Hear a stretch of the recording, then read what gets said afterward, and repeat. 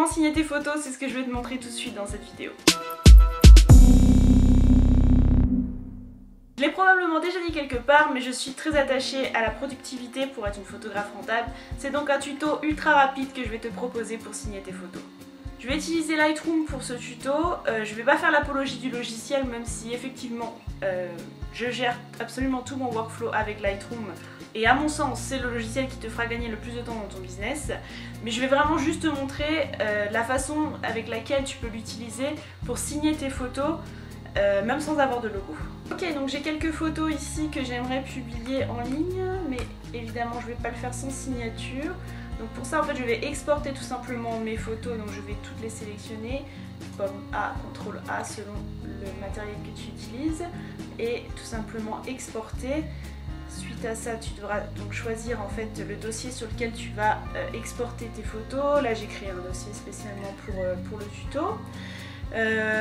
Moi dans mon cas je vais utiliser ces photos pour du web, donc mis à part la résolution que je vais mettre en 72 dpi, je ne vais pas changer grand chose aux paramètres. Et l'option qui va vraiment m'intéresser, c'est l'application d'un filigrane. Donc il suffit en fait de ticker la case filigrane et ensuite modifier les filigranes. Donc ici en fait il va y avoir plusieurs options possibles. Soit tu as un logo, ce qui est mon cas. Je vais aller le chercher tout de suite, l'importer. Et comme tu vois, il se retrouve ici en fait en bas à gauche. Et donc tu as la possibilité en fait de l'ajuster, que ce soit au niveau de la taille, de l'opacité, et ensuite tu peux le déplacer en fait sur ta photo si tu veux pas forcément le coller totalement au bord. Donc voilà, on va dire que là je suis à peu près contente avec ça. Ça dépend des photos. C'est vrai que moi de base j'aime bien mettre ça en bas à gauche. Mais c'est vrai que là par exemple dans le cas de cette photo il serait quand même mieux à droite.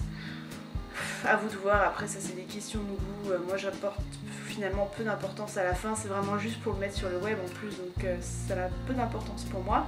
Ce qui est vraiment intéressant avec ça par contre, c'est que tu peux enregistrer ce paramètre. Ce qui va te permettre ensuite de pouvoir le retrouver facilement et comme je disais en fait de l'appliquer de façon linéaire et continue tout au long de ton flux de photos. Voilà, il est enregistré, il ne me suffit plus qu'en fait d'appuyer sur exporter. Ça mouline, et on va retrouver ça tout de suite. Voilà, mes photos sont là avec le logo comme je l'ai décidé et elles sont toutes exactement pareilles. Donc c'est vraiment intéressant et ce qui est pas mal non plus c'est que même sans logo tu vas pouvoir en fait le faire puisque comme tu as pu le voir certainement il y a en fait dedans une option. Voilà, là j'ai choisi donc mon graphique, mon image, mais si tu tiques la colonne texte, tu peux très bien en fait utiliser ici et mettre par exemple juste ton prénom, ton nom, à toi de voir. Oh le mec super long, laisse tomber. Évidemment c'est bien beau, c'est beaucoup trop grand. Donc ensuite à toi de voir d'ajuster où est-ce que tu veux mettre ça. Tu peux aussi bien sûr tourner ça sur le côté, c'est des fois bien plus esthétique, surtout pour les personnes qui ont des longs noms comme le mien. Voilà. Et enregistrer ça pareil. Copyright. Et l'exporter de la même façon. Voilà, c'est vraiment pour moi le moyen le plus simple d'apposer ta signature en fait sur tes photos, spécialement quand tu as vraiment un gros lot de photos, comme sur un reportage de mariage ou sportif par exemple.